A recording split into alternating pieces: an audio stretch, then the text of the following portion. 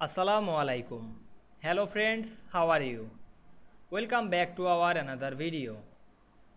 In this video, I am going to show you how to remove footer margin from first and last page in Microsoft Word.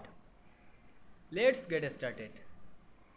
At first, we have to open a Word document and take some page and insert some footer. Now we want to remove footer margin from the first and last page.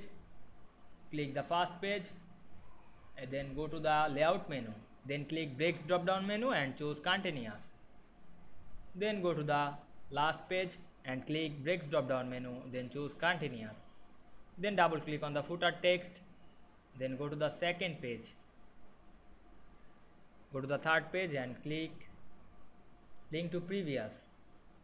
Then decrease the footer margin. Then go back the first page and decrease the footer margin.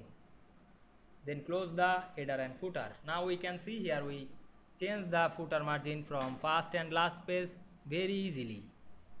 I hope you enjoyed the video.